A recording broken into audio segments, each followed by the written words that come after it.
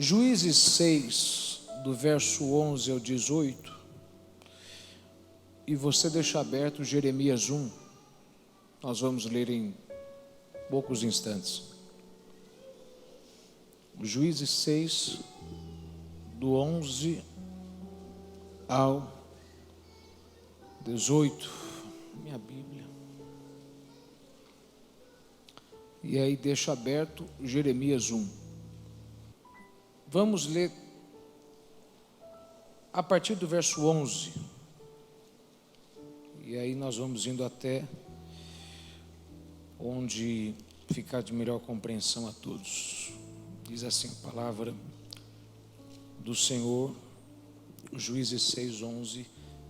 Então o anjo do Senhor veio e assentou-se debaixo do carvalho que está em Ofra, que pertencia a Joás, Abiesrita, e Gideão, seu filho, estava malhando trigo no lagar para salvar dos midianitas.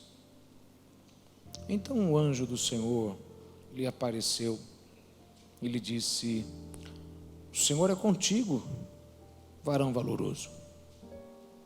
Mas Gideão lhe respondeu: ai, Senhor meu, se o Senhor é conosco, por que tudo isso nos sobreveio?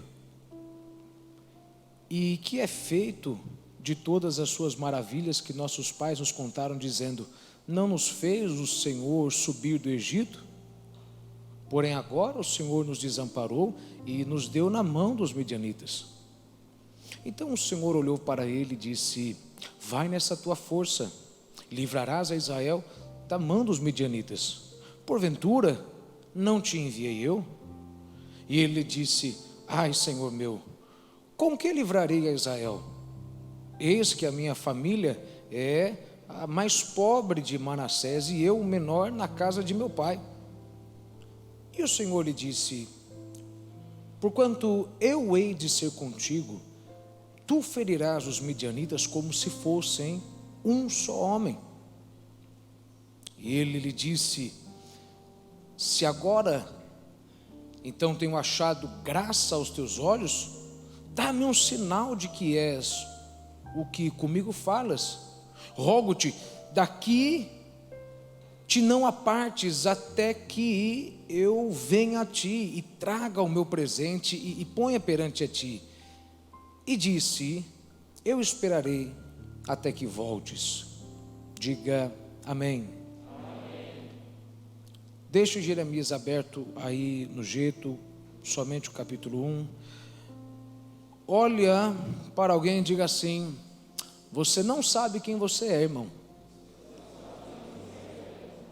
Se tem uma coisa que eu tenho convicção, é que você não sabe quem você é. Você sabe o seu nome, mas quem você é mesmo não. Diga aí para outra pessoa: você não sabe quem você é. Tem tanta gente que se soubesse quem você é, mas o problema é que você mesmo não sabe quem você é. Então é complicado. Vamos orar a Deus. Pai, nós te agradecemos por este momento. Abençoe-nos, dá-nos a tua graça, a tua unção. Abençoe-me para que eu possa, da forma mais clara e objetiva possível, entregar o que o Senhor entregou ao meu coração. E fale conosco, e que essa palavra continue falando quando o culto acabar. Que essa palavra continue sendo ministrada no dia de amanhã, na sexta, no sábado, no domingo. Que alguém, Senhor, viva os próximos dias ouvindo essa palavra nos seus ouvidos, porque essa é uma palavra vinda do teu trono, e eu te agradeço por isso, em nome de Jesus. Você diz amém? Tome o seu assento. Antes de eu falar com você diretamente do texto, deixa eu falar com você um pouco sobre quem é a figura principal desse texto, e aí você vai entender melhor esse texto. A figura principal desse texto não é Gideão, a figura principal desse texto é Deus. O lugar principal desse texto não é o lugar principal desse texto é a eternidade. Então vamos falar um pouco sobre Deus, só para você entender o que acontece aqui nesse texto.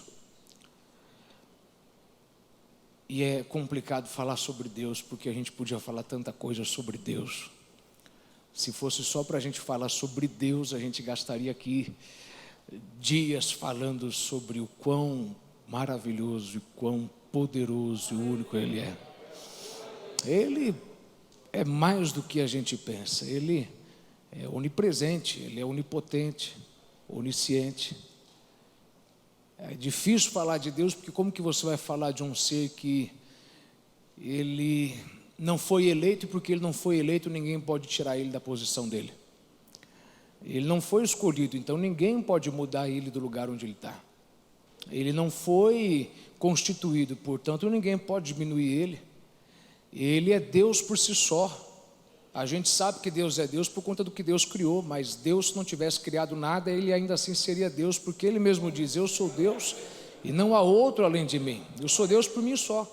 Se eu fosse passar a eternidade inteira olhando para um breu, para um preto, para um negro e não visse nada, eu ainda assim seria Deus, porque eu não tenho que fazer nada para provar que eu sou Deus. Eu sou tão Deus que eu me assento no círculo da terra, descanso os meus pés na terra, e eu ainda descortindo os céus e as nuvens e as estrelas com a minha mão, como você limpando ali a sua louça depois que você lavou e guardando ela. Eu guardo e ajunto tudo apenas com o mover das minhas mãos.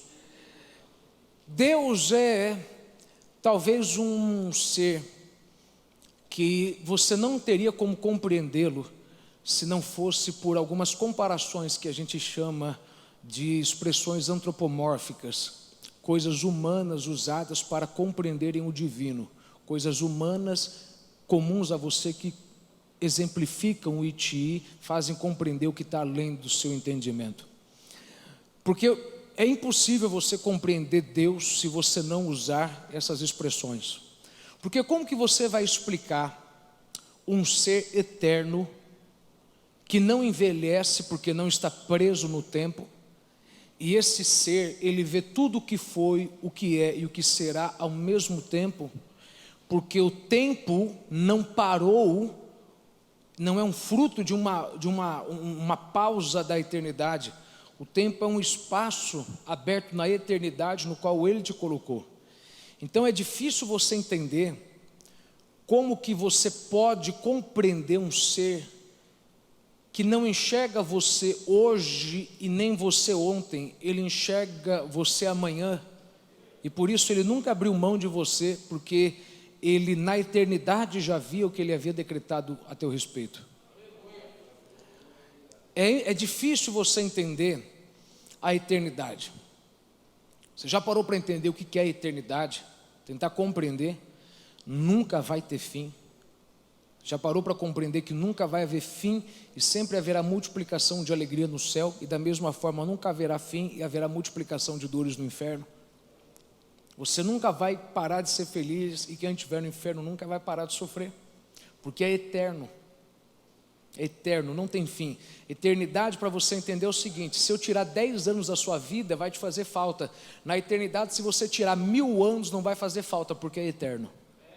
Na eternidade, se você adicionar 1000 anos, não vai fazer mudança, porque é eterno. Como que você vai explicar um Deus eterno? Porque a grande questão desse texto é Deus eterno lidando com alguém temporal. Veja, eu e você servimos um Deus eterno, e porque Ele é eterno e nós somos temporais, nós temos dificuldade. Porque Ele fala do aspecto futuro quando nós falamos do aspecto presente. Ele fala das coisas que Ele já viu e que Ele está vendo porque Ele já fez, enquanto nós falamos da coisa que nós estamos vendo, que nós estamos enxergando. Salmo 90, verso 2 diz: antes que os montes nascessem, ou que tu formasses a terra e o mundo, de eternidade em eternidade tu eras Deus. O Senhor era Deus antes que houvesse alguém que chamasse o Senhor de Deus. O Senhor era Deus antes que alguém elogiasse o Senhor por ser Deus. E o Senhor não precisava ter feito nada disso, porque o Senhor já era Deus. Lembre, a Bíblia diz que o Cordeiro foi imolado antes da fundação do mundo. Em outro texto, desde a fundação do mundo. Isso quer dizer que na eternidade, Deus já sabia da queda do homem, e Deus na eternidade já estava disposto a oferecer o seu filho. Então isso significa que na eternidade Deus já tinha resposta para um problema que só ia aparecer com o desenrolar do tempo. Isso quer dizer que todo pedido, toda oração que você faz para Deus fazer no tempo, Ele já fez na eternidade, porque Ele já tinha na eternidade a resposta para o problema, mas o problema só ia aparecer no tempo. É difícil entender isso, mas é a forma mais clara que eu tenho de tentar te explicar o quanto que é o poder da oração. Porque se você não entende a eternidade, você não entende o poder da oração, porque a oração é o imã que traz no tempo o que já foi liberado na eternidade. Na eternidade eu já sou curado, na eternidade eu já sou abençoado, na eternidade eu já sou enriquecido, na eternidade eu já sou transformado. Eu ainda não vivo isso porque eu vivo dentro do tempo, mas a minha oração é o que traz ao meu tempo aquilo que já foi liberado na eternidade. Então é muito complicado você conseguir entender isso, porque como que pode um Deus que já sabia da resposta antes que o problema acontecesse? E quando você diz que entende, na verdade você não entende, porque se você compreende isso, então por que você ainda chora por um problema, sendo que na eternidade Deus já sabia da resposta antes dele aparecer? Se você de fato entendesse isso, você não sofreria tanto como você sofre, porque você saberia, em algum lugar está a resposta, porque Ele não teria dado um problema se não houvesse a resposta. Na verdade só é problema porque tem resposta. Se não tivesse resposta não era problema, era uma aceitação. Só é problema se eu posso mudar. Se eu não posso mudar não é problema, eu tenho que me conformar. Pare para pensar nisso. Só é problema porque eu posso alterar a ordem. Se não posso alterar a ordem, não é problema, é lei. A gravidade não é um problema, é uma lei, porque eu não posso mudar ela. Você não entendeu isso aqui. Então é difícil, é por isso que Deus disse para Moisés: diga que o eu sou te enviou. Por quê? Porque eu não vivo no tempo, eu coloquei você no tempo, mas eu vivo na eternidade. Então eu sou o quê? Eu fui ontem, eu sou hoje e eu serei amanhã. Eu falo com você hoje de coisas que você não entende, mas eu falo para você porque eu já vi o que vai acontecer amanhã. Porque você está no hoje, mas eu estou no amanhã. Você está hoje, quarta, eu estou na quinta. Então vai lá para Faraó e diga que eu sou, porque eu já sei o que vai acontecer quando você falar, eu já sei o que vai acontecer quando você virar as costas, porque o eu sou te enviou. Então não fique preocupado, porque eu garanto para você que a tua dúvida de hoje não existe se você entende que eu estou no teu amanhã. O teu sonho está no teu amanhã, os meus pés estão no teu amanhã, os meus olhos estão no teu amanhã, porque eu sou eterno, mas você é temporal. Por isso que a gente tem dificuldade de se relacionar com Deus, porque quando Deus fala algo para a gente fica na dúvida se vai dar certo ou não, porque os nossos olhos estão no tempo, e Deus não vive no tempo, Deus vive no eterno. Deus vê todas as coisas ao mesmo tempo acontecendo. Isso é complicado, porque se você entendesse que Deus te fala as coisas na perspectiva da eternidade e não do tempo, Deus te fala do aspecto do que é verdade e não do que é fato. Porque uma coisa é o fato, outra coisa é o que é verdade. O fato é que eu estou derrotado, mas a verdade não é que eu sou derrotado, porque o fato condiz ao momento, a verdade condiz ao futuro. O problema da promessa de Deus é que a gente enxerga da perspectiva do fato. É fato. Eu não tenho, não estou, não posso. Mas Deus fala com você da perspectiva da verdade. É fato que você está quebrado, mas a verdade é que você não vai viver assim a vida inteira. É fato que você não tem um filho, mas não é verdade que você não vai ter filho nunca. É fato que você é infeliz agora, não é verdade que você nunca será feliz. Deus fala da perspectiva da verdade. Diga para alguém: o que parece na minha vida, irmão, é apenas um fato, mas não é verdade. É apenas um fato eu estar cabisbaixo, é apenas um fato eu estar cansado, é apenas um fato eu estar sem dinheiro, é apenas um fato eu estar enfermo. A verdade não é essa. A verdade nunca se alinha com o fato, porque a verdade está na eternidade. Jó disse: a minha testemunha está no céu, está no céu. Quem vai me defender está no céu, por quê? Porque ele sabe das coisas que são reais. Então a verdade não é isso aqui, a minha verdade está no céu, na eternidade. Isso aqui é o fato, eu perdi, Deus me deu, Deus tirou, mas isso é apenas o fato. A minha verdade está no céu. Ah, você perdeu uma chance de dar glória. Vira e volta na Bíblia, você vai ler a expressão redimiu, restaurou, Ele nos resgatou. Quando a Bíblia diz assim que Cristo nos resgatou da maldição da lei, o que significa re? Re significa, Ele fez algo de novo que Ele já tinha feito antes. Ele tinha feito antes, deu uma coisa errada e agora Ele teve que fazer de novo. Ele teve que restaurar-nos, Ele teve que nos resgatar, Ele teve que nos restituir, Ele teve que fazer algo novo de novo. Quando você entende isso, você vai entender que eu e você fomos redimidos, resgatados da maldição da lei. Por quê?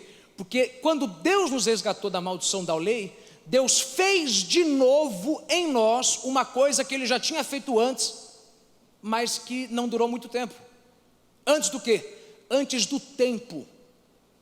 O que havia antes do tempo? Antes do tempo, na eternidade, eu e você nos relacionávamos com Deus. O pecado nos separou de Deus. E o sacrifício da cruz nos redimiu, refez o que Ele já tinha feito antes, restaurou a conexão, restaurou o relacionamento. Se você não entender isso, você não vai entender o resto que eu estou pregando, porque o que eu quero que você entenda é que antes do tempo você já se relacionava com Deus. Antes de você nascer, antes de você sair do ventre da sua mãe, você e Deus já se relacionavam. Você e Ele conversavam. Você não se lembra, mas vocês conversavam. Vamos lá, Jeremias 1, verso 4 e verso 5. Assim veio a mim a palavra do Senhor dizendo: antes que te formasse no ventre, eu te conheci, e antes que saísse da madre, te santifiquei, e as nações te dei por profeta. Ou seja, Deus está dizendo: antes, olha, que a sua mãe deitasse com o seu pai na cama, antes que o seu pai lançasse a semente na sua mãe, antes que a sua mãe sentisse desejo de comida, antes que a sua mãe ficasse com o joelho inchado, antes que a sua mãe começasse a ficar de mau humor, antes que a sua mãe tivesse a barriga grande, antes que a sua mãe tivesse dor de parto, antes que você saísse do ventre da tua mãe, eu te conhecia, e eu naquele instante te santifiquei. Então antes de você sair da sua mãe, antes do seu pai conhecer a sua mãe, antes do seu pai nascer, antes do seu avô conhecer a sua avó, antes de tudo isso, na eternidade, eu te conhecia, a gente se relacionava, e é por isso que você é o que você é, porque antes de tudo isso acontecer, eu lá atrás já tinha definido o que você ia ser, como você, eu já tinha te predestinado. Por isso que muita gente não gosta do que você pensa, do que você faz, do jeito que você é, porque não foram eles que te fizeram assim. Eu decidi que você ia ser assim na eternidade. Da eternidade eu te coloquei no tempo, e quando eu te coloquei, você já era o que eu disse para você na eternidade que você ia ser. Mas há um problema: quando eu te coloquei e você nasceu, você se esqueceu que me conhecia na eternidade. Porque eu garanto que eu e você, nós nos relacionávamos na eternidade. Eu disse para você o que você ia ser na eternidade. Mas é que quando você entrou no tempo, eu te coloquei no tempo, no momento que você saiu do ventre da sua mãe, você se esqueceu que me conhecia. Só que o fato de você não se lembrar que me conhecia não quer dizer que você não sentia o que era seu, porque eu mesmo disse que as minhas ovelhas me ouvem e me seguem. Se elas me ouvem, elas conhecem a minha voz. É por isso que teve momentos em que você ouviu Deus dizer algo e você diz: espera aí, eu acho que isso aqui é para mim, eu acho que essa vida é para mim. Por quê? Porque embora você não se lembre que na eternidade eu e você conversamos, você no tempo conhece a minha voz, e hoje eu te chamo para algo que na eternidade eu já tinha. Irmão, isso aqui é, meu Deus. Você sabe o que é, irmão? Deus te mostrar uma coisa e você sentir que, espera aí, isso aqui é para mim, isso aqui é para mim. Mas como é que você sabe? Eu conheço essa voz. As minhas ovelhas conhecem a minha voz, não seguem outro. Se eu conheço a voz dele é porque eu já ouvi a voz dele antes. Antes do quê? Antes do tempo. Na eternidade ele já tinha conversado comigo. Veja, há uma expressão que eu acho maravilhosa. Na eternidade passada. Eternidade passada. Não existe isso, porque não existe passado na eternidade, nem futuro. Isso é um termo antropomórfico. Por quê? Porque a única forma da gente entender a eternidade, porque a gente é eterno, não é eterno, é comparando com coisas terrenas. A gente tem passado, presente e futuro. Então o que é a eternidade passada? A eternidade passada é o seu passado na eternidade. Antes de você nascer, quando você estava na eternidade. Na sua eternidade passada, antes de você vir a esse mundo, antes do seu pai nascer, na eternidade passada, Deus se relacionava com você. Deus conversava com você. Deus falava de projetos para você. Deus falava de coisas que Ele faria na tua vida, porque você e Ele se relacionavam. E no instante em que você nasceu, Deus garantiu que, embora você não se lembrasse da conversa que vocês tiveram no passado, você ia reconhecer a voz dele, porque as minhas ovelhas conhecem a minha voz. Irmão, você sabe o que é você ver uma coisa e falar: eu sinto que eu nasci para algo maior. E você nunca pensou nisso antes, mas é porque você reconhece a voz que já falou com você antes. Meu Deus. Veja, antes que Deus te formasse, antes que Deus fizesse você ser gerado no ventre da sua mãe, na eternidade passada, quando você estava na eternidade, no teu passado, você e Deus se relacionavam. Você é um espírito, Deus é espírito. Então o que Deus está dizendo aqui em Jeremias é o seguinte: Jeremias, na tua eternidade passada, o teu passado, antes de você nascer, você estava na eternidade. Na tua eternidade passada, eu e você nos relacionávamos. E lá eu comecei a falar com você sobre algumas coisas. Então não se assuste se que o que eu vou fazer na tua vida no tempo parecer grande, é porque quando eu te colocar no tempo, você não vai se lembrar que me conhecia antes.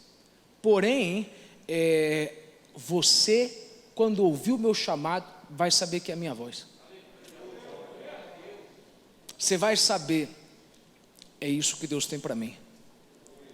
É essa vida que Deus tem para mim. Deus tem algo maior para mim do que eu penso. Por quê? Porque eu conheço essa voz. Onde que eu posso te provar isso? Uma forma bem melhor. Romanos 8, 29 ao 30. Porque os que dantes conheceu, também os predestinou. Para quê? Para serem conformes à imagem de seu filho, a fim de que ele seja o primogênito entre muitos irmãos. E aos que predestinou, a esses também chamou. Ou seja, quando você entrar no mundo, quando você entrar no tempo, eu vou te chamar, eu vou falar com você, mas você não vai se lembrar. Só que o fato de você não se lembrar não quer dizer que você está estranhando, não. Porque você sabe que aquilo ali... Irmão, eu estou tentando fazer você entender que quando você está destinado à grandeza, você não tem que enxergar o potencial. Você sente dentro de você que isso aqui é para mim. Deus não me fez passar por tudo isso para morrer assim. Deus tem uma vida maior para mim, porque eu sinto dentro de mim, eu não sei explicar o que é, não sei, não dá, não queira que eu explique, não queira, não foi profecia, não foi sonho, nada, eu ainda sinto em mim que ainda tem coisa maior que eu posso ter. Você entende que eu estou pregando, eu posso avançar, diga amém. Diga para alguém do seu lado: eu sinto que Deus tem algo maior para mim.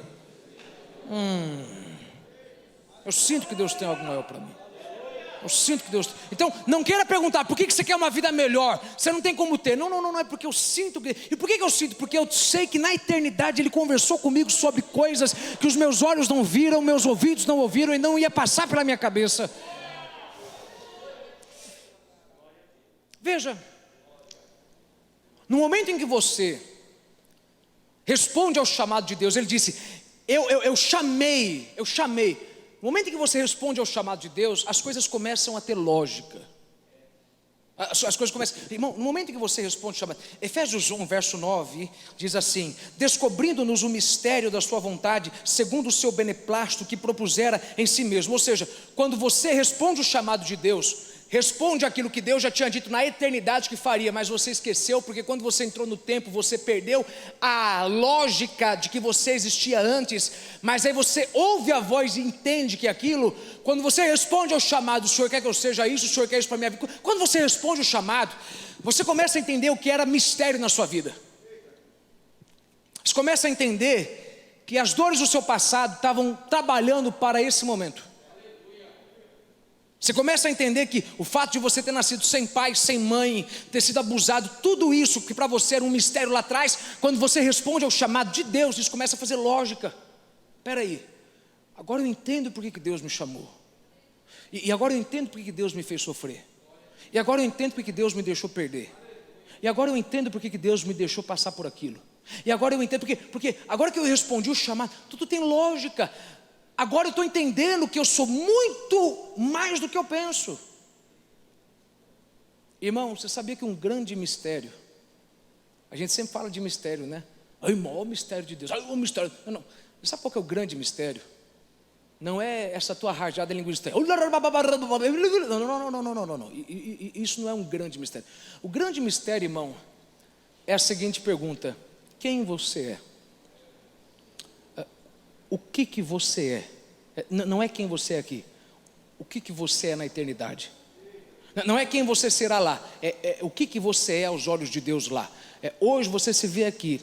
Quando Deus estava se relacionando com você lá, o que Deus disse para você que você seria lá, que você não conhece aqui hoje? Você pode ser igual Moisés, está no palácio trabalhando, não se sentindo satisfeito, porque você sente que você não nasceu para aquilo. Porque você não se conhece. Ninguém te conhece. Você não se conhece. Você trabalha com pessoas que não te conhecem, porque você não se conhece. Você não sabe do potencial que você tem, do que você pode fazer, do que você pode ter, do que você pode construir, do que você pode executar. O grande mistério que é eu não sei quem eu sou, ele existe porque eu sou um ser no tempo, mas eu sou um ser constituído na eternidade. Ele me moldou na eternidade e só me fez crescer no presente. Ele disse na eternidade, você vai ser isso e aquilo. Quando Ele me pôs aqui, eu tenho que descobrir agora, o que o Senhor tem para mim? Qual que é a vida que o Senhor tem para mim? O Senhor me chamou para quê? Qual que é a minha razão de vida? O que eu nasci para ter? Onde que eu nasci para trabalhar? É bem possível que você está vivendo com gente menor do que o seu futuro, e você está trabalhando num lugar menor do que o teu potencial, porque você ainda não descobriu quem você é. Se você não entendeu nada disso que eu falei, você não vai entender nada daqui para frente. Diga para 5 pessoas, diga: você não conhece você mesmo, irmão. Você não conhece você mesmo. Porque o problema desse texto é que nesse texto eu vejo Deus falando com um homem sobre o que Deus disse a respeito dele na eternidade. Deus estava falando da verdade, mas o homem estava falando dos fatos. Alguém aqui já pegou o fim da mensagem. Mas vamos para o texto que eu quero pregar aqui. Diga glória a Deus. Antes eu continue, diga para alguém do seu lado: você não conhece você mesmo, irmão. Então, se você não conhece você mesmo, para de dizer que você não dá conta e não consegue, porque você não conhece você mesmo. Aliás, diga para você mesmo: eu não me conheço. Que bom é dizer isso, porque se eu não me conheço, quer dizer que em algum lugar tem força, ideia e plano, estratégia, sabedoria que eu ainda não usei. Em algum lugar aqui dentro tem tesouros escondidos que eu ainda não descobri. Existe um milionário, um pastor ungido, um pastor de multidões, uma mulher feliz. Existe um homem próspero dentro de mim que eu ainda não descobri, porque eu mesmo não me conheço. Israel, veja, esse é um texto de caos. Porque quando você lê esse texto, você enxerga que Israel está vivendo um período de caos. Um período de caos porque os midianitas, eles atacavam Israel e eles roubavam toda a colheita e destruíam tudo que eles tinham, tudo. Os midianitas vinham e arrasavam eles, e não era só eles, eram os midianitas e os amalequitas. Veja, os amalequitas eram de todos os inimigos o que Deus mais odiava, mais detestava. Por isso que Deus mandou Saul exterminar todos os amalequitas, inclusive mulheres e crianças, porque os amalequitas eram um tipo de inimigo que eles atingiam pontos fracos para poder ganhar a luta. Qualquer luta você sabe que tem regras, chute na virilha, aperto aqui, beliscão. Deus havia dito isso nas suas leis, que se numa briga entre dois homens, uma mulher viesse e ferisse um homem nas partes, a mulher deveria sofrer uma grande punição. Por quê? Porque ela atingiu o homem na sua parte vulnerável. E Deus odeia quem é o inimigo que atinge na parte vulnerável. Os amalequitas eram inimigos que eles não te atacavam, eles atacavam o teu ponto fraco, eles matavam crianças e mulheres. Lembra o que eles fizeram em Ziklag? Incendiaram tudo. Então eles matavam teu ponto, eles atingiam o teu ponto fraco para te atingir. Por isso que Deus odiava eles mais do que todos os outros, mais do que os filisteus, mais do que os midianitas, porque eles atacavam. Irmão, tem um inimigo na tua vida que ele não luta como homem, ele luta como um covarde, como um cachorro. Ele atinge o ponto vulnerável, ele não atinge você, ele não briga homem. Irmão, vamos falar a verdade, a gente que é homem, a gente fala, vamos brigar, mas igual homem, como homem, né? É por isso que quem entra na política não entende que na política não existe briga de homem. Ali não é aquela famosa ditado, da cintura para cima tudo vale, da cintura para baixo não. Quer falar de mim, fala da minha esposa, dos meus filhos, do meu marido, não, vamos brigar como homem, não vamos atingir a parte vulnerável. E essa era uma época onde os midianitas fizeram aliança com os amalequitas para destruir Israel. Irmão, os midianitas e os amalequitas não se gostavam, eles eram inimigos entre si, mas eles se uniram para destruir os israelitas. Eu vou dizer uma coisa que alguém não vai entender aqui, mas alguém vai saber muito bem o que é isso. Tem gente que não gosta um do outro, mas quando ele descobre que a única coisa que tem em comum entre ele e o outro é você, eles dão as mãos, fazem aliança só para destruir você. Quando eles destroem você, eles terminam a aliança e voltam a brigar entre si mesmo, porque, irmão, o seu propósito e a sua presença traz união entre inimigos, viu? Eu já vi gente, junto com gente contra eu, e eu falei, pera aí, mas você outro dia falou dele, e você falou dele, e agora vocês estão junto contra mim? E aí quando fizeram o que queriam fazer, voltaram a brigar entre si, e eu falei, Jesus, que espírito de confusão é esse? Ele diz, já disse, tudo é confusão, porque eu não sou autor da confusão, mas o diabo é. Eles não gostam um do outro, mas para acabar com você, somos os melhores amigos, nos amamos. Vamos sair daqui, vamos abrir a nossa própria igreja. Quando a gente abrir, um vai para um... Agora você entende isso aqui. E Gideão está nesse momento, nessa fase, fazendo uma coisa maravilhosa, mas uma coisa estranha. Maravilhosa porque ele tem, estranha porque a forma como ele está guardando o que tem é diferente. Ele está cuidando da sua colheita, que coisa maravilhosa, ele tem colheita. Então ele está guardando, escondido, porque se eles verem que ele ainda tem colheita, eles vão querer a colheita dele. Só que o interessante é que ele está escondendo a colheita no lagar. Ele está escondendo trigo para ninguém enxergar. Ninguém mais tem trigo, só ele tem trigo. E outra coisa difícil, irmão, é quando ninguém tem trigo e Deus decidiu te dar trigo. Todo mundo está lascado e Deus decidiu te prosperar. Vou te dar uma casa, nem vou te dar um carro. Por quê? Porque você fala, Jesus, eu vou ter que esconder isso aqui. Irmão, deixa eu perguntar aqui, você já recebeu de Deus uma bênção? que você ficou com medo de usar, de dirigir, que você falou, Jesus, se eu aparecer com isso aqui agora, nessa crise, vão falar que eu roubei, que eu menti, mas não é não, então eu vou esconder a minha bênção. Irmão, às vezes você tem que esconder o teu lagar, o teu trigo no lagar. Irmão, às vezes você não pode falar para ninguém do que Deus te deu na crise. Tá, alguém aqui entendeu o que eu estou falando? Às vezes você não pode dizer da abundância que Deus te deu no meio da crise. Olha, irmão, nós estamos na crise, mas a minha igreja você não sabe como é que está. Mas o meu trabalho você sabe como é que está. Irmão, e lá está Gideão guardando uma coisa boa num momento ruim. E ele está guardando, porque se eu aparecer com isso aqui, vão dizer que eu roubei. Você está entendendo que ser abençoado custa mais caro do que ser derrotado? Ser abençoado custa muito mais caro do que você ser um derrotado, porque exige de você a habilidade de ter que decidir. Nasceu, mas eu vou esconder por alguns meses, para ninguém matar. Deus me deu, mas eu não posso abrir. Diga para alguém aí, irmão, fecha a boca até a hora certa, senão, irmão, há um ditado judaico que diz que o judeu ele come o mel e limpa a boca. E tem gente que come o mel e ele se lambuza e ele fica dizendo para todo mundo que Deus fez. Maravilha, a colheita que veio fácil, vai embora fácil. Só que o interessante é que Gideão está escondendo o trigo, a colheita. Ele não está escondendo na eira. Veja, o que é a eira? A eira é o lugar de você colocar o trigo. A eira é um lugar alto. Alto por quê? Porque é lá onde você separa o trigo do joio. E por que tem que ser alto? Para que quando o vento bata, o vento sopre o joio e fique só o trigo. Porque o trigo tem peso, ele fica. O joio não, o vento sopra, vai. Por isso que Deus tem que soprar o vento na tua vida às vezes. Porque aquilo que tem peso vai ficar. E o que é leve vai. Gente que vem e vai, vai. Gente que não tem compromisso, vai. Gente que não tem palavra, vai. Mas gente que tem raiz, que tem peso, que tem palavra, Deus diz, o que é joio vai, o que é trigo fica.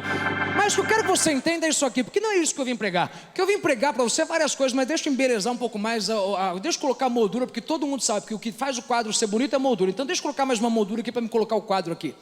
Apesar de que eu já te falei qual que vai ser o quadro, mas eu quero te explicar isso aqui. Irmão, este homem está guardando trigo, não é na eira, no lugar alto, é no lagar. Lagar é onde você amassa o vinho. Lagar é uma cova onde você amassa o vinho. Ele não está guardando no alto, ele está guardando embaixo. Irmão, quando você vive no meio de invejoso, você sabe como é difícil você ter que colocar para baixo aquilo que nasceu e existe para ficar em cima. Você é muito inteligente, você é muito sábio, você é muito muito poderoso. Você é uma pessoa de visão, de sonho, de dons. Mas você já parou para ver quando você está do lado de um imbecil, de um bobão, de um invejoso? Você tem que diminuir o teu potencial, porque eles não vão suportar ver uma coisa tão alta e eles tão baixo. Aí você começa a pregar um pouco mais baixo. Vou te dar uma revelação mais simples. Eu não vou te dar carne, eu vou te dar leite. Eu não vou, irmão. Só Deus sabe, irmão, o quão difícil é você se sentir pequeno, porque você teve que se fazer pequeno, porque se você vê o que Deus me deu, que é para ficar no alto, você não vai aguentar e vai me invejar. Então, e o pior, tem gente que vai te mandar embora, sendo que ele te contratou, porque ele vai ver o teu dom no alto, enquanto o dele está baixo. Irmão, posso quebrar aqui e falar mais claro com você, sim ou não? Irmão, ô coisa ruim, mãe, você trabalhar do lado de gente burra, idiota, arrogante, orgulhosa, invejosa, porque você tem que diminuir o teu QI para se fazer burro igual eles, idiota igual eles, bobão igual eles, porque se você for o que Deus chamou para ser, eles vão ficar intimidados. Você sabe, irmão, o que é você chegar numa roda de conversa e a conversa é tão idiota que você tem que diminuir o teu papo para o nível mais baixo da idiotice e falar, é verdade, por que a vaca que é branca come pasto que é verde, e a vaca é preta, come grama verde e dá leite branco? Quem veio primeiro, a galinha ou o ovo? Que idiotice que é essa? Porque é um nível onde eu estou. Ô irmão, você está entendendo que quando você é chamado por Deus, até a forma de você viver é difícil? Irmão, você sabe como que é complicado, irmão, e eu não estou dizendo isso para você se sentir orgulhoso, mas é para você valorizar esse tesouro em vaso de barro. Você sabe como é que é difícil, irmão, você se sentir à vontade para sentar numa roda e falar das revelações que Deus te deu? Olha o que Deus me fez achar na Bíblia. Olha o que eu tenho feito no meu trabalho. Olha o que eu tenho feito na minha casa. Eu vou lhe dizer, e você sentir à vontade. É difícil você achar isso aqui. É difícil. E Gideão, ele está numa fase onde ele está, nesse exato instante, amassando, ele está batendo, malhando o trigo, mas não é no lugar alto, é no lugar baixo. A coisa certa, no lugar errado, mas pela razão certa. A coisa certa, no lugar errado, mas pela razão certa. Porque na eternidade eu já sabia quem você seria. Irmão, quando você descobre o que Deus tem para você, você entende o porquê que você era a pessoa certa no lugar errado, mas pela razão certa. Porque Deus estava trabalhando para te construir. Diga para alguém do seu lado: Deus está trabalhando para te construir. A Bíblia diz algo interessante. A Bíblia diz: os amalequitas e os midianitas vinham de uma forma tão forte contra os israelitas, que os israelitas, eles começaram a se esconder e habitar em cavernas. Irmão, o povo de Deus, o povo escolhido, morando em caverna, como que pode isso? E era Deus quem estava usando os midianitas e os amalequitas contra os israelitas, porque Deus estava dizendo o seguinte: ó, eu tentei abençoar vocês, mas vocês cresceram tanto, e tanto, e tanto, que vocês se envaideceram, esqueceram de mim.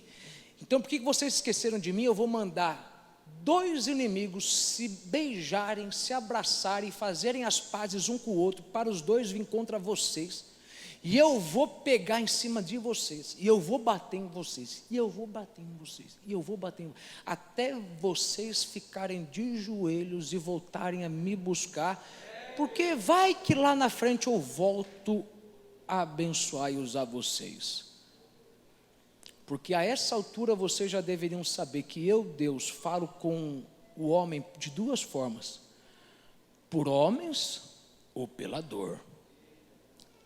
E isso é alguma coisa que eu gosto tanto, porque isso me faz primeiro valorizar mais a palavra de um homem e tranquilizar mais sobre o que eu disse e alguém não ouviu. Deus fala com pessoas de 2 formas: por pessoas ou pela dor. Talvez, irmão, se você sabe de alguém que está sentindo dor, é porque talvez ele ignorou o conselho de quem Deus enviou para orientar. Então Deus está dizendo aqui: já que vocês não me ouviram lá atrás, porque vocês estão adorando outros deuses, não estão cumprindo mais com a lei, vocês esqueceram de mim. Então, já que vocês não me ouviram lá atrás, quando eu dei a lei, quando eu falei, quando eu usei Moisés, agora eu vou pegar pesado, agora eu vou amassar vocês. Agora eu vou judiar vocês. Irmão, ouça isso. Eu não sei para quem é essa palavra, mas é para alguém. Pare de sentir dor pelo fracasso de alguém que ignorou o teu conselho. Para de sentir dor por conta do fracasso de alguém que ignorou o teu conselho. Você falou, se ele não ouviu, fica em paz. A dor virá. Deus garante, irmão, que alguém ouve ele, seja por pessoas ou pela dor. Pastor, mas eu sei de alguém que Deus está pesando a mão e não está falando. Fica em paz. Quando Deus quer, Deus sabe piorar e pegar mais pesado. Porque se Deus não falou com Jacó no ventre, se Deus não falou com Jacó na casa, e se Jacó não ouviu Deus em um momento, quando Deus colocar a mão na coxa de Jacó e fizer ele ficar manco, aleijado, quando Deus tirar uma coisa que era boa e perfeita e fazer ficar imperfeito, irmão, tem gente, irmão, que eu não estou mentindo aqui não, mas tem gente que Deus só pondo numa cama de hospital para Deus fazer a pessoa ouvir que é Deus que está falando. E o pior, tem gente que vai, e ainda assim é surdo. Aí eu fico perguntando: Senhor, e agora? O Senhor pegou? Irmão, Deus sabe que ainda existe uma área que, se Ele tocar, pode ver, tem gente que Deus fica colocando demais problema na saúde, que é para mudar a pessoa. Rapaz, estou falando que você muda, não ouve. Não deu certo a saúde, pega o dinheiro, some o dinheiro, rouba o dinheiro, e Deus está falando, muda, e não ouve. Mas uma coisa eu te garanto: uma hora Deus sabe apertar até a pessoa ouvir. Isso, irmão, é para você dar graças a Deus, porque tudo que você está fazendo, orando para alguém mudar, não é em vão. Deus está fazendo a parte dele no céu. Diga para alguém do seu lado: Deus está fazendo a parte dele no céu. Veja, Gideão está escondendo a colheita, Gideão está escondendo um lugar baixo, mas é isso que eu quero que você entenda. Enquanto ele está escondendo, a Bíblia diz que ele está malhando. Está malhando. O que é malhar? É você bater no trigo para separar ele do joio, e aí o vento bater e poder soprar para longe o que não presta. Só que enquanto ele está fazendo isso, ele está nervoso, ele está estressado, ele está dizendo: onde que está o Deus que os meus pais disseram? Cadê o Deus? Eu ouvi falar do Deus que abriu o mar vermelho, do Deus que sustentou eles, não deixando faltar nada, roupa, comida, sapatos, não envelheceram no deserto. Mas cadê esse Deus? Se Deus existisse, por que a gente estava passando por isso aqui na mão dos midianitas e amalequitas? Por quê? Você sabe uma coisa que revolta a gente na internet, quando a gente vê a internet? É o tanto de ímpio escrevendo aquela frase: se Deus existe, então por que eu estou sofrendo? Ó, vou dar uma resposta boa para você dar para essa pessoa, tá bom? Deus não ultrapassa as suas decisões. Deus não ultrapassa as suas decisões. Porque Gideão está perguntando: cadê Deus? Cadê Deus? Por que Deus não está fazendo nada? Quando na verdade a culpa não é de Deus, a culpa é dos pais dele. Os pais dele que deixaram Deus para trás. Os pais dele que viraram, os seus ancestrais que viraram as costas para Deus e adoraram outros deuses. Irmão, o que tem de gente que tem a síndrome de Adão? Você sabe qual que é a síndrome de Adão? Adão, o que você fez? Eu não. A mulher que tu me deste. A culpa não é minha, a culpa é do Senhor. Se o Senhor tivesse me dado uma mulher melhor, eu não tinha feito isso. Peraí, bonitão. Foi você quem comeu, foi você quem pegou na mão, e agora você está querendo culpar a mulher que eu te dei. Peraí. Irmão, por que você tem dificuldade de assumir, irmão, que você está na desgraça que está, porque você não ouviu, não orou, não jejuou? Aí agora a culpa é de Deus. A culpa é de Deus. Não, Deus me abriu a porta do emprego. Eu não oferto dízimo porque Deus não me prospera. Não. Bom, peraí. Deus te abriu uma porta de emprego para ganhar 8 mil reais por mês. É que você quis comprar um carro que você não podia ter. Você não tinha casa própria, queria pagar uma parcela cara. Você queria comprar coisas para o teu esposo que não merecia. E aí agora Deus é culpado pela tua falha. Aliás, peraí. Que síndrome de Adão que é essa? A mulher que tu me deste. Mulher nada, rapaz. Você que não vigiou. Irmão, você tem que começar a ver na tua vida quem que sofre da síndrome de Adão, para você se afastar dele. Por quê? Porque esse tipo de pessoa nunca vai viver o que Deus chamou ele para ser, porque ele sempre vai jogar para Deus, é o Senhor que fez. Como é que a pessoa às vezes nem diz que foi Deus quem fez? Sabe o que ela diz? Se Deus quisesse, Deus já tinha me dado. Ou seja, se o Senhor quisesse, o Senhor já tinha mudado. Você quer ver interessante isso aqui? Lembra quando os discípulos perguntaram para Jesus: quem pecou para que esse homem nascesse cego, seu pai ou sua mãe? Estavam querendo achar um culpado. Jesus disse: nenhum nem outro. Isso aconteceu para a glória de Deus. Peraí.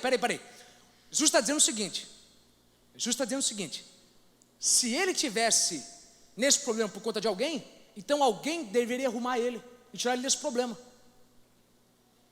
Você está entendendo quando você diz assim: eu estou assim porque ninguém me ajudou, porque fulano fez isso, porque eu não tive pai, porque eu não tive mãe? Então quer dizer o seguinte, que se você está na miséria e está na desgraça por conta do que alguém fez, então só alguém desfazendo o que fez para poder mudar a tua vida.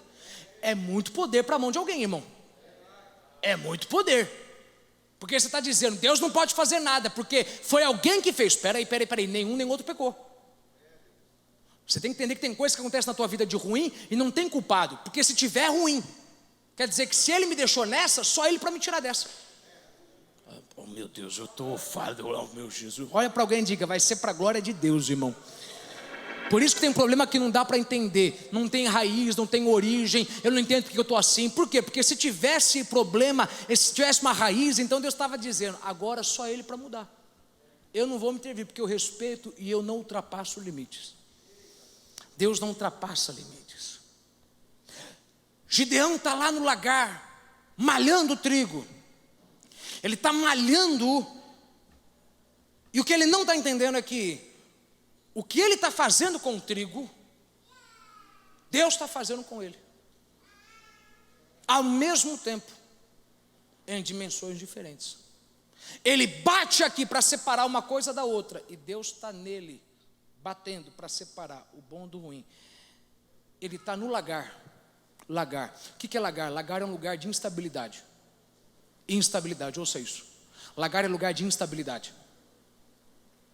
Quando você vive um momento de instabilidade, você começa a ver brotar do teu coração sentimentos que você não pensava que tinha. Raiva, ódio, estresse, tristeza, medo, dúvida.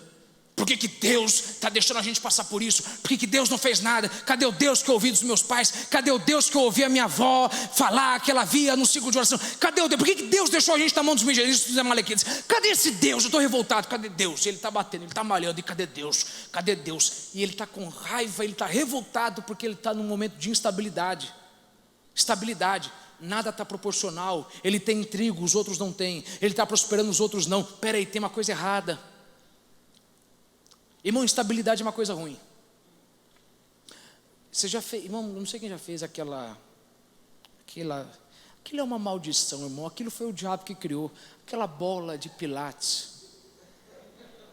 Irmão, aquilo é do diabo, irmão. É melhor puxar peso do que aquela desgraça. Porque, pelo menos para mim, por quê? Porque eu não gosto de estar num ambiente instável. Eu não gosto de estar num lugar onde eu não sei o que fazer. Onde é a saída? Onde é a entrada? Quanto que eu vou ganhar? Não, naquele negócio, irmão, você não tem estabilidade. Mas por que ele é instável? Porque é a instabilidade daquela bola que começa a despertar em você certos músculos adormecidos e levantar em você força que você nunca sabia que tinha. Alguém já entendeu aqui? Momentos como essa crise Covid-19 instável, são momentos que Deus usa para começar a despertar em você músculos dormentes e te falar: você não sabe quem você é, rapaz. Tem algo dentro de você que vai de encontro ao que você está pedindo. Gideão, você não sabe, o homem que você está pedindo para mim enviar, eu não tenho que enviar, porque você é esse homem. Você está pedindo para mim enviar alguém para abrir a porta, sendo que você é o homem que vai abrir a porta para você mesmo. Você está pedindo para mim enviar alguém para abençoar a tua vida, sendo que você é a pessoa que vai abençoar a tua própria vida. Você vai ser bênção para você mesmo. Você só acha que você pode ser bênção para os outros, mas pega essa palavra para alguém aqui. Você vai ser bênção para você mesmo. Essa instabilidade que você não sabe o que fazer, onde está, cadê Deus? Porque Deus está dizendo: eu estou despertando em você coisas, forças. Eu estou mostrando que tem dentro de você sonhos que você não sabia, projetos que você não via, força que você desconhecia, porque você não sabe quem você é. Mas eu sei, e porque eu sei quem você é, eu vou te colocar na instabilidade, eu vou te fazer ter um emprego e ao mesmo tempo não ter emprego. Está aqui sem saber se vai estar aqui amanhã, ter dinheiro para hoje, não ter para amanhã, porque essa instabilidade que vai despertar uma coisa que olhos não viram, ouvidos não ouviram e nem passou pela sua cabeça. Dá uma cotoveladinha a alguém e diga assim: tem muito mais em você do que você pensa.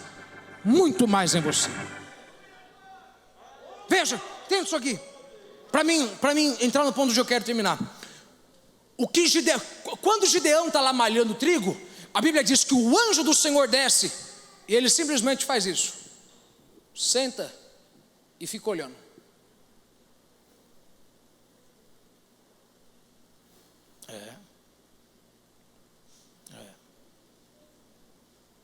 Tipo dizendo: você não entende que o que você está fazendo aqui, Deus está fazendo com você lá.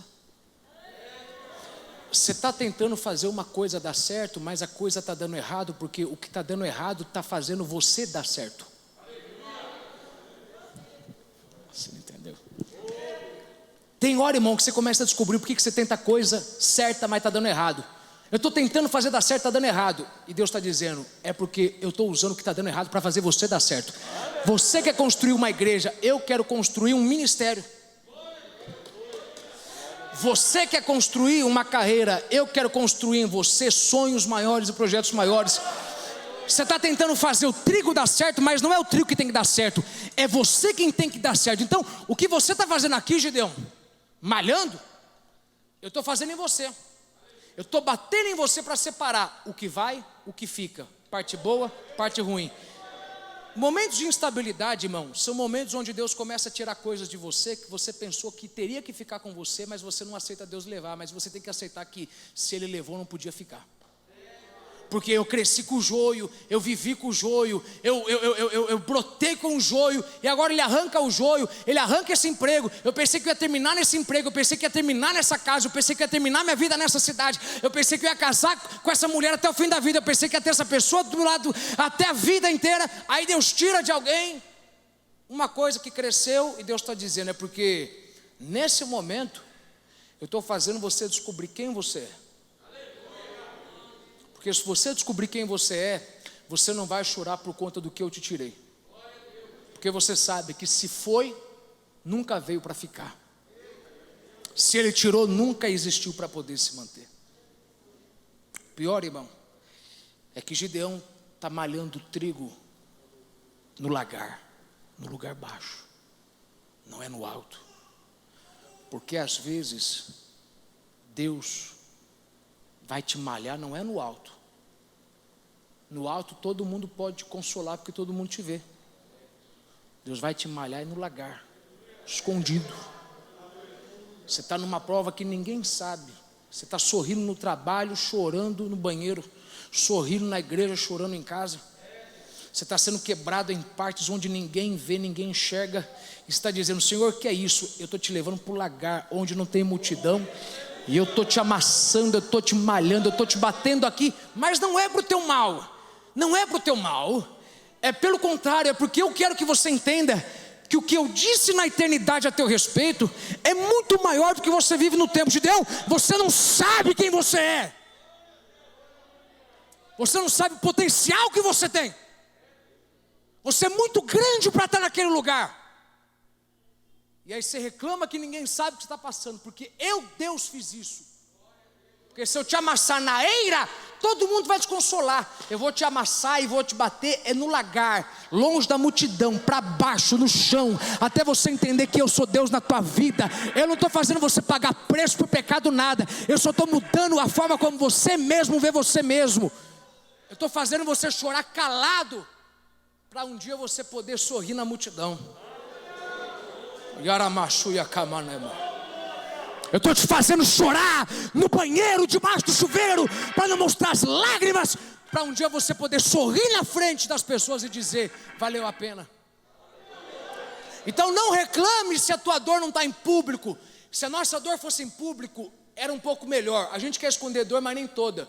Porque se a gente visse que todo mundo sabe dela, a gente ficava mais tranquilo, porque as pessoas não iam cobrar tanto da gente, não ia fazer tanta pressão. Mas aí Deus esconde, Deus fala, eu vou fazer isso escondido, é lá embaixo, porque eu estou trabalhando. Porque existe uma força em você tão grande que você nunca mais vai poder reclamar de pressão.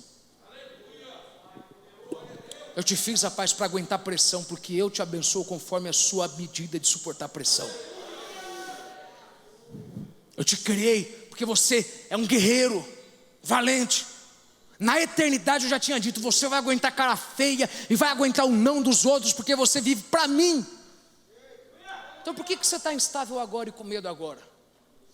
Gideão, você não está entendendo, porque veja, Gideão, peraí Gideão, você não está entendendo isso aqui. Você está malhando trigo, porque você só pode ter pão se você malhar o trigo. Então, você não está entendendo que eu estou tirando de você um guerreiro no meio dessa crise?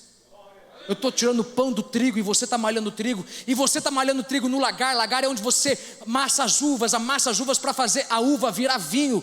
Você está amassando trigo no lagar, porque o que eu estou fazendo com você agora é isso. Eu estou tirando pão do trigo, estou tirando vinho da uva. Eu estou tirando de você um eu que você não sabe, um eu que você não conhece. E por isso eu mandei um Covid-19, eu mandei um emprego, eu mandei um desemprego, mandei uma perseguição, mandei uma confusão, mandei uma contenda. Porque é essa instabilidade que está despertando dor em você, te fazendo entender. Eu tinha um músculo aqui que eu não sabia. Ixi. Rapaz, eu tinha bíceps. Eu não sabia que eu podia. Eu vim pregar para alguém que está no momento em que Deus está malhando, e se acha que é o diabo, e Deus está dizendo: não é o diabo nada, sou eu trazendo para o tempo que eu disse de você na eternidade. Eu estou mostrando para você que você e eu sozinhos somos a maioria. Eu estou te mostrando que você tem mais potencial do que você pensa, você pode ir além do que você imagina, tem força em você, tem dons em você, tem projetos em você, tem unção em você, mas você, Gideão, confia nos seus sentimentos, mas os seus sentimentos não se alinham com a realidade, porque os teus sentimentos dizem: eu estou no limite, não aguento mais, quando na verdade eu sei que tem força aí. Você diz: Deus, eu não dou mais conta aí. Deus está dizendo: claro que dá, porque na eternidade, quando eu conversei com você, eu já disse do potencial que eu ia te dar. Por isso que você ainda continua sonhando alto, embora você esteja tão baixo. É por isso que você ainda sonha com dias melhores, ainda vivendo dias ruins, porque você sente que tem algo dentro de você te chamando para algo maior. E isso não é o acaso, isso não é nada a não ser Deus confirmando o que Deus já disse na eternidade. Olha para quem profetiza para mim começar a pregar, diga para essa pessoa: Deus está tirando o melhor de você e você nem sabe. Deus está tirando o melhor de você e nem você sabe. Deus está tirando mais unção de você e você nem sabe. Deus está tirando ideias de você e você não sabe. Deus está tirando projetos de você e você não sabe, porque você enxerga o teu momento e não o que Deus está dizendo a teu respeito. Aí o anjo diz para Gideão uma coisa interessante. Lá o anjo sentado, só olhando, observando. Mal saber o que ele está fazendo aqui, Deus está fazendo com ele lá em cima. Ei, oh, oh, oh, ei, ei, ei, oh, ei, varão valoroso, o Senhor é contigo. Eu valor, não, eu, o senhor sabe quem que eu sou? Eu sou o menor da casa mais pobre de Manassés. Irmão, por que a gente, você já parou para se perguntar por que a gente tem mania de mostrar a evidência para conformar o que a gente pensa? Eu não posso, porque eu não tenho saúde, eu não tenho estudo, eu não tenho gente, mas espera aí, em que momento daqui você não entendeu que eu sou anjo? Eu estou falando com você daquilo o que Deus me mostrou na eternidade, e você está me dando evidência do que você está vendo no tempo. Rapaz, eu estou falando com alguém que será, e você quer mostrar para mim quem você é. Você não está entendendo. Deus não mandou aqui para me brincar com a tua cara, rapaz. Eu vou te chamar de novo, ô varão valoroso. Você sabe por que você está malhando trigo? Porque você se enxerga como fazendeiro, por isso que você plantou trigo, porque você achou que você ia viver a vida inteira assim. Mas eu vim te dizer, você está fazendo uma coisa, rapaz, que você não nasceu para isso. Você está fazendo uma coisa que Deus não te chamou para isso. Você está fazendo uma coisa que não serve para você. Varão valoroso, vai nessa tua força. Em outras palavras, sai daqui dizendo: eu não sei quem eu sou, mas Deus vai me mostrar. Então não importa como eu me sinto, se Deus disse, está dito e ponto final. Olha para alguém e profetiza: se Deus disse, está dito. Se Deus diz que vai acontecer, vai acontecer. Se Deus diz que você pode, você pode. Se Deus diz que vai entrar, vai entrar. Para de olhar para o presente. Deus está dizendo: eu estou falando da eternidade. Varão valoroso, vai, vai, vai, vai, vai nessa tua força. Eu não vou te dar mais força. O pouco que você tem é o suficiente para me fazer um milagre. Vai nessa tua força. Não é a força que eu vou te dar, é a força que ficou. Não é a força que eu vou enviar, é a força que sobrou. Deus, eu estou cansado, mas ainda tem um pouco. Eu estou dizendo, vai nessa tua, do que sobrou, do que ficou, porque você vai ver que eu pego pouco e faço muito.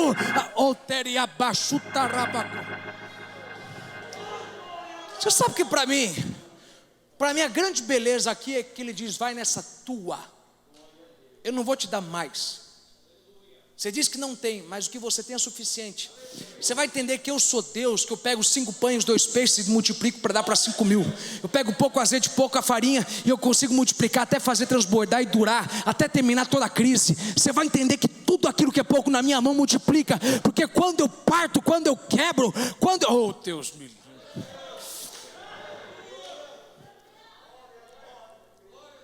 E lá está Gideão, não entendendo que nas entrelinhas o anjo está dizendo: rapaz, você não sabe quem você é. Essa palavra é para alguém.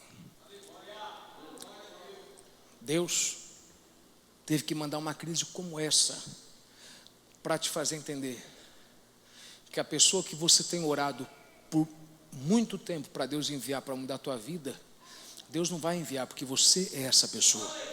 Gideão não entendia que a pessoa que ele orava para Deus enviar era ele mesmo. Deus manda para cá um homem para mudar. Eu mandei você. Eu mandei você. Eu mandei você. Não, mas eu não posso. Até quando você vai discutir olhando os fatos e não entendendo a verdade? Até quando você vai dialogar comigo? Você não sabe que na eternidade eu já vi o que ia ser do teu futuro, rapaz. Mas eu não posso, eu não tenho condição, eu não tenho pessoas, eu não tenho amigos, eu não tenho saúde. Até quando? Vai nessa tua força. Não é na dos outros, é na tua. Para de ficar orando para Deus enviar mais força. Apenas diga: Senhor, me faz usar esse pouco que tem da melhor maneira possível, porque o Senhor é Deus que trabalha com pouco para depois trazer o muito. Olha para alguém, diga até alguém da glória que eu estou pregando melhor que você está dando glória. Diga: Deus vai pegar o pouco e vai multiplicar o muito, e você verá que Deus é Deus. Não confie nos seus sentimentos. Você sabe o que teus sentimentos são? Teus sentimentos são um resumo do acúmulo do passado. Teus sentimentos foram construídos baseado no que houve daqui para trás, não no que vai acontecer daqui para frente. Aí quando você vem aqui na igreja e se ouve eu pregar uma palavra assim: você é mais do que você pensa, você pode mais, você vai além, você é valoroso, você é cabeça não cauda, Deus vai te dar para dar e não para pedir emprestado. Você acha que eu estou brincando com você para fazer você ficar motivado? Que eu estou falando isso aqui para você sair daqui feliz. Na verdade estou falando isso aqui para você entender qual que é o propósito que Deus chamou. E você tem mania de confiar nos teus sentimentos e não na verdade. Teus sentimentos dizem: não dá, não pode. A verdade diz: Ele disse, Ele falou. Até quando você vai atrasar o propósito de Deus na sua vida? Porque você confia em como você se sente, não no que Deus diz. Você sabe por que a gente adora? Você sabe por que a gente levanta a mão para o céu e dá glória? Você sabe por que a gente pula no banco? Não é porque a gente é religioso, a gente gosta disso. É porque quando a gente vem na igreja se sentindo mal e acabado, mas ouve uma palavra e a gente sente, ainda que a gente não se lembre de nada, mas a gente sente aqui dentro que isso de fato é para mim. A gente reage com a boca aquilo que a gente quer viver com os olhos. E eu vou dizer, até você dá mais glória. Deus está dizendo: você não sabe quem você é. Você perdeu oportunidades porque você não sabe quem você é. Você está chorando porque você não sabe quem você é. Se você soubesse quem você é, as pessoas não tinham feito o que fizeram com você. Se você soubesse quem você é, você não teria sofrido o que sofreu. E Deus está dizendo: levante os olhos e veja que eu estou falando do que eu já fiz, não do que eu estou enxergando.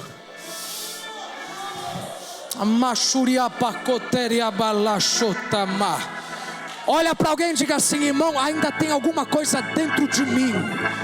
Diga aí para alguém: tem alguma coisa em mim.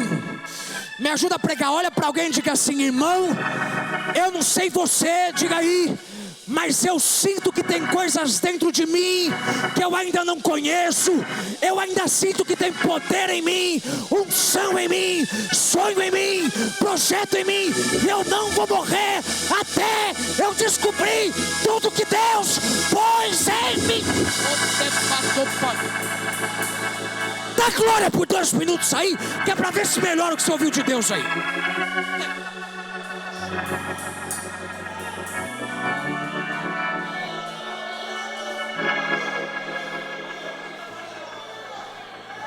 Machoteca machotarama tocoma. Se você não entendeu, eu falei agora há pouco de uma mão, mas 470 possibilidades dentro dele. 470 possibilidades, 470 sementes dentro de uma mão. Eu não estou falando com uma mão, eu estou falando com a coroa da criação. Eu estou falando de alguém que já tentou uma coisa, tentou outra, e não deu certo. E Deus está dizendo: calma, ainda tem 470, ainda tem mais, ainda pode mais. Terre abaixo.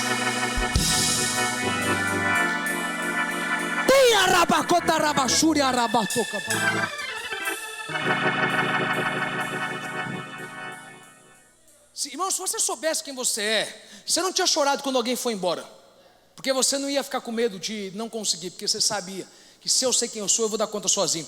Eu não estou dizendo isso aqui para você se orgulhar e ficar arrogante. Eu estou só tentando te mostrar que o diabo está tentando roubar de você o propósito que Deus te deu. Aí Deus teve que mandar essa crise e tudo ficar ruim para você entender: rapaz, tudo que você estava pedindo para mim fazer estava escondido dentro de você, você não sabia. Você não queria fazer crescer, você não queria fazer prosperar, estava tudo dentro de você guardado e você não sabia. Irmão, você tem noção que Gideão estava pedindo para Deus enviar um homem que ele não sabia que ele mesmo era? Você tem noção que você dizia há 5 anos para Deus: eu não aguento, estou no limite, vou morrer. Passou 5, você está aqui. E aí agora Deus vem e te diz: você não sabe quem você é. Por 2 minutos eu vou deixar você dar um maior glória, mas por 2 minutos, até você entender o que os meus lábios disseram da parte de Deus. Seus olhos ainda não viram o que Deus disse a teu respeito. Teus olhos não viram o teu potencial. Você vai mais longe, você vai além. Levanta e vai nessa tua força, varão valoroso. Levanta e vai, levanta e vai, levanta e vai. Não é hora de parar, não é hora de retroceder. Para de graça, você sabe. Eu sou contigo, eu sou contigo, eu sou contigo, e nada vai para isso.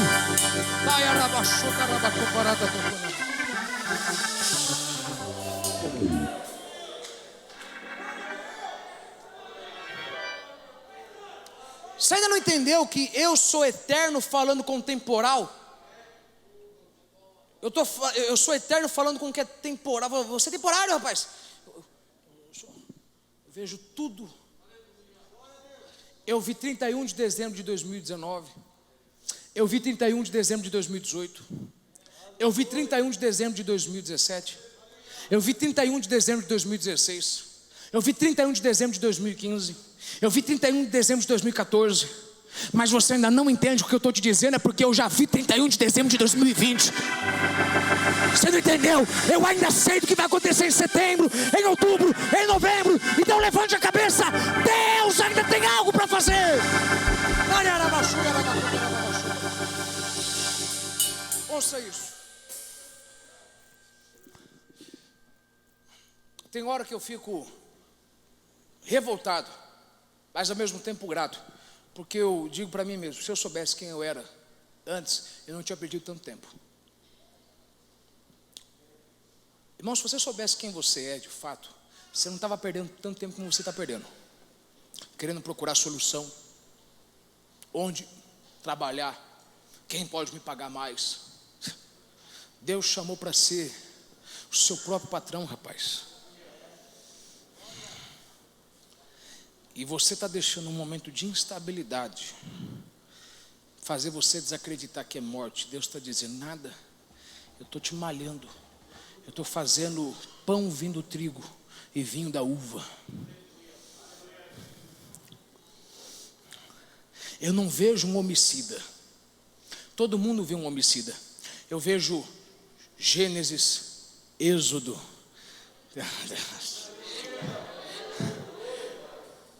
Você vê um homem fugitivo.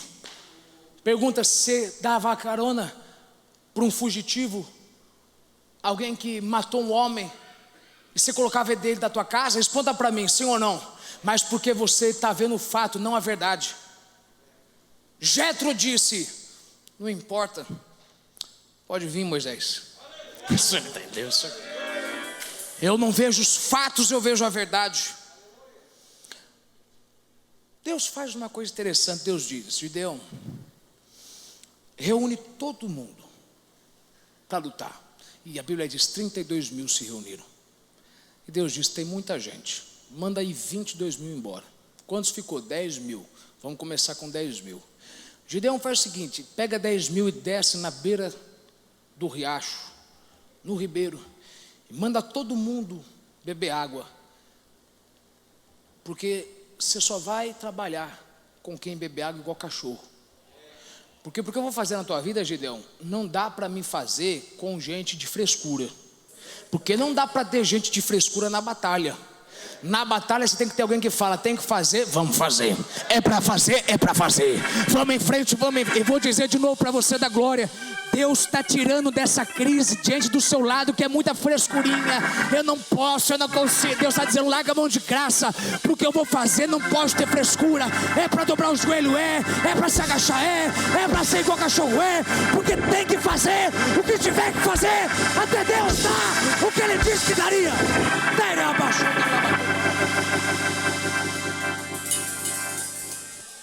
E esse tempo todo, Gideão não sabia quem ele era. E essa palavra, ela tem um intuito de despertar alguém aqui dentro. Você fica dizendo: é melhor trocar, é melhor tirar, é melhor mudar, não dou conta, não posso. E Deus está dizendo: por isso que não adianta você sair do lugar achando que a crise vai mudar, e não vai mudar. A crise que eu mandei não é no lugar, é sobre a pessoa.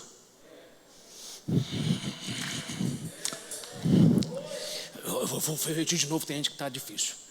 A crise não é no lugar, é na pessoa.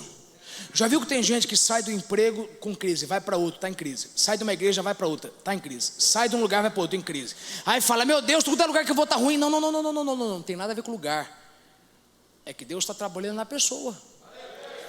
Deus está dizendo: deixa eu malhar para tirar o que eu vou usar, o que eu não vou usar, o que é bom, o que não é bom, até você entender que esse tempo todo você estava orando para Deus enviar uma resposta que você mesmo é.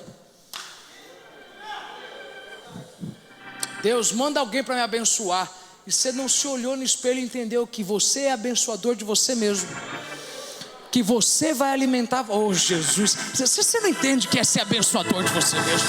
Você vai ser milagre para você mesmo. Você vai ser fonte de força para você mesmo. Se você não sabe disso, você nunca passou por solidão. Porque quando você passa solidão, você tem que se encher de força, você tem que se renovar, você que tem que cantar para você mesmo, você que tem que dizer palavra boa para você mesmo, porque você tem que ser bênção para você mesmo.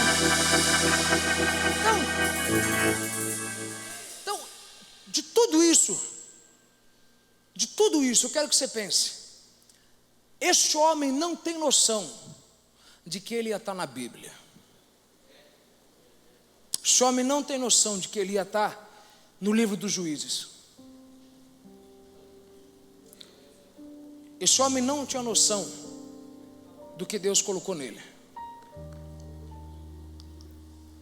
E eu acho incrível que numa crise como essa, tem gente reclamando do que Deus enviou para poder te mostrar que você está atrasado para o teu futuro, porque você não conhece você mesmo.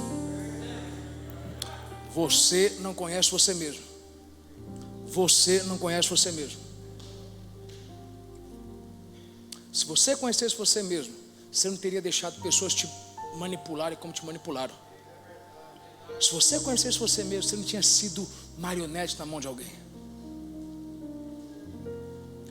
Você sabe que a coisa mais difícil dentro da igreja é você fazer pessoas descobrirem qual que é o propósito delas. O interessante disso aqui é que quando Gideão ouve essa palavra, ele larga o trigo. E ele larga para quê? Para ir viver a vida dele. Viver a vida na metade da vida. Porque a vida não começa quando você sai da barriga da tua mãe. A tua vida começa quando você descobre qual que é o teu propósito. Por isso que tem muita gente que vive saindo de um emprego, indo para outro, de um lugar para outro. Por quê? Porque ele não entendeu que eu nasci para ser o quê? Você sabe que nunca é tarde para começar a vida? Porque a vida mesmo começa quando você descobriu o que você nasceu para ser. O que você nasceu para fazer? Como é que eu faço para saber isso? Você tem que se perguntar: o que eu estou fazendo está me agradando? Não é ter problema, mas está me agradando? Porque se eu estou lidando com trigo num lugar baixo e ainda assim reclamando, nervoso, então quer dizer que eu não nasci para isso aqui. Porque eu estou fazendo o que eu acho que eu nasci para ser. Eu me vejo como fazendeiro, Deus me vê como guerreiro. Esse homem só está malhando trigo porque ele se via fazendeiro. Ah, eu não sei porque que eu estou lá naquele lugar. Porque você se viu fazendo aquilo. Você entende que Eliseu, quando foi andar atrás de Elias, eu vou atrás de andar de gente que tem visão. Eu andar atrás de alguém que não tem visão de crescimento, eu ficar num trabalho que não vai crescer, eu ficar num lugar que não tem potencial. Eu aqui, peraí, vamos definir aqui na relação. Quem são os bois? Quem é o animal? Quem que é o ser que não tem pensamento? Eu tenho certeza, irmão, que eu não sou.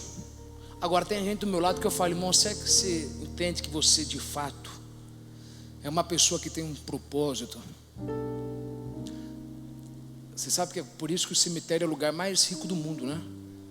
Porque lá tem sonhos que ninguém nunca viu, músicas que ninguém escreveu, mensagens que ninguém nunca pregou, ideias que ninguém construiu, carreiras que ninguém criou. Porque ninguém entendeu que você não se conhece, só Deus te conhece. Só Deus, irmão, sabe do potencial que você pode ir. E se é só Deus que sabe, por que você não entende que toda dor é Deus tirando o guerreiro de um fazendeiro, um profeta de um seguidor de boi?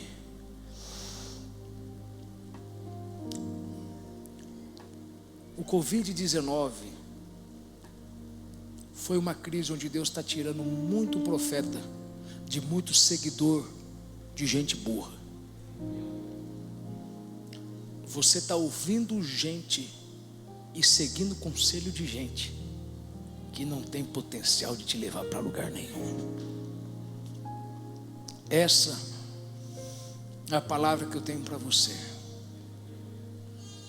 Essa é a palavra que eu tenho para alguém que sente dentro de si mesmo: eu sinto que Deus tem algo maior para mim. Eu sinto que isso aqui é muito pouco para mim. Você não sabe quem você é, só Deus sabe. Dá um aplauso mais forte que você tem para dar para Jesus.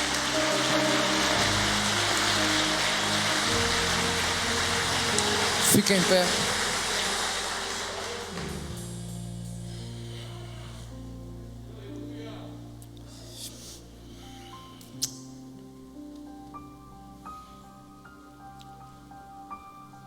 Você sabe qual que é a beleza de você entender que Deus é eterno e você é temporário? Quando você entende que Deus é eterno e você tem prazo de validade, você entende o seguinte: eu não posso ficar guardando mágoa e rancor porque o relógio está correndo atrás de mim. Já percebeu que tem gente que quanto mais velha vai ficando, menos papa na língua tem e fala o que der na telha? Só que você já parou para ver qual que é a qualidade de sono deles?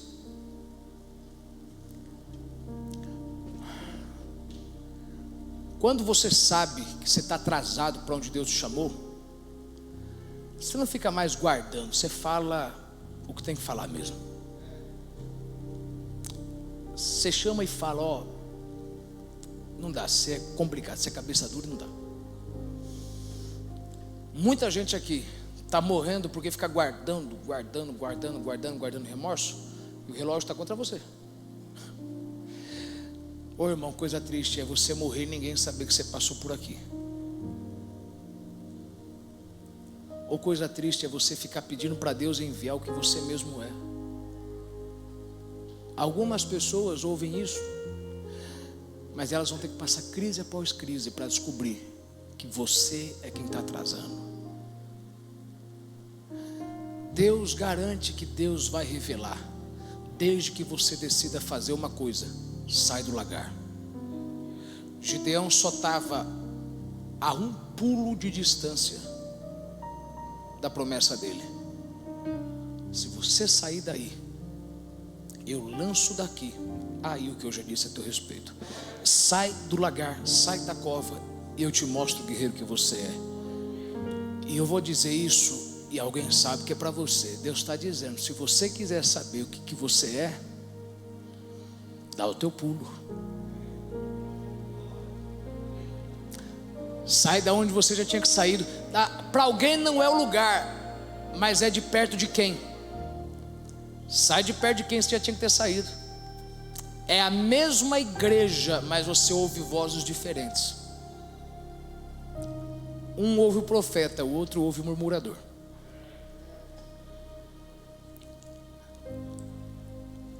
Teu propósito, irmão, é a única coisa que vai trazer beleza para a tua vida. Porque eu garanto que uma pessoa que se alegra só na salvação é aquela pessoa que quer ser feliz quando chegar no céu, mas aqui vive uma vida infeliz. Lava a cozinha, passa, cria, dá banho, seca cabelo, cuida de criança, cuida de filho, lava carro, e a vida é uma rotina. Você sabe por que tem gente que está cansada de viver? Você sabia que tem muita gente aqui dentro que você está cansado de viver a vida que você vive? Porque tua vida é uma rotina, não tem nada de novo. E por que não tem nada de novo? Porque você ainda não descobriu quem você é. E não é apenas uma questão de descobrir, é uma questão de você dar para Deus o poder de Deus te mostrar. Como é que eu faço isso? Você já tentou obedecer o que Deus mandou você fazer? Deus disse: vai. Aí Deus está dizendo para você: vai. Aí você: mas vai, eu não vou te mostrar agora, eu vou te mostrar quando você for. Vai. Eu vou te mostrar como é capaz, como é possível, como é real a possibilidade de matar 135 mil só com 300. Aí é onde muita gente consegue atrasar mais ainda. Depois que ele crê que ele é muito maior do que onde ele está, ele quer negociar com Deus. Me mostra agora que eu sou o varão valoroso. Deus está dizendo: aqui não, aqui não tem ninguém para você lutar. Eu vou te mostrar que você é capaz quando você abrir o teu próprio lugar, tua própria empresa, teu próprio negócio. Quando você tiver com algo correndo atrás de você, aí que você vai ver eu mandar bênção atrás de você. Até lá, eu não vou te dar sinal aqui do que eu já falei com você. Rapaz, quem disse que eu vou abrir o mar quando eu falei toca? Em outras palavras, você vai ter que bancar uma de bobo. Tá. Olha que maluco, doido. E Deus abrindo de lá para cá, não daqui para lá. Você não entendeu? Tá. Você nunca pode negociar com Deus o momento em que Deus vai se revelar para você. Deus vai se revelar no seu ide. Ide, vá. Pergunta que você tem que responder para você mesmo é: eu creio o suficiente para ir e não temer?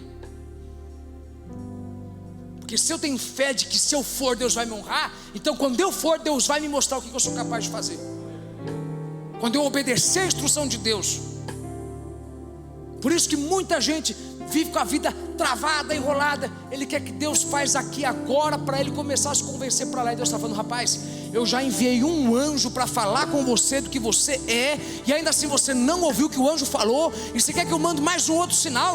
Você vem todo culto para cá para ouvir o anjo falar para você, e você ainda quer mais um sinal de que Deus é com você? Ai, irmão, para de pedir para Deus o braço quando Deus já te deu. Não foi uma, foi as duas mãos. Vou orar por você.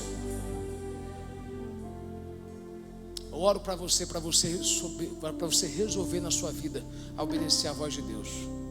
Vai sem medo. Vai sem medo. Vai sem medo. Nosso Deus e nosso Pai. Essa palavra é para alguém. Essa palavra é para alguém que tem negociado com o Senhor a tua ordem. O Senhor está dizendo: vai nessa tua força. Não é na força de outro, não é na força que eu vou te dar, é na força que restou. Vai, eu mandei ir, vai. Eu mandei mudar, muda. Eu mandei se afastar, se afasta. Eu mandei sair, saia. Eu mandei pedir demissão, peça. Eu mandei abrir, abra.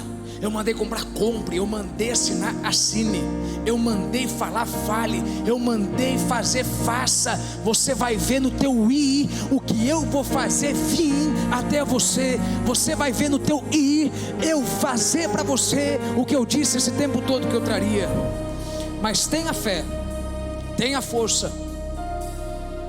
Eu repreendo da sua vida toda palavra contrária, toda palavra de desânimo. Você é muito mais do que você pensa.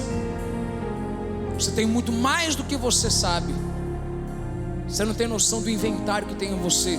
Você não tem noção das coisas armazenadas. Você não tem noção das ideias, dos projetos, das visões. Você não tem noção dos investimentos. Você não tem noção das pessoas, das estratégias que Deus te pôs. Deus está dizendo: eu vou te revelar quando você for. Vai, vai, vai. O segundo semestre é a época de você ir. Vai, vai, vai, vai. Nessa tua força, pois eu sou contigo. Seja abençoado agora em nome do Pai, em nome do Filho, em nome do Espírito Santo. E se você crê nisso, dá o amém mais forte que você tem e puxa o aplauso mais longo que você tiver, em nome de Jesus.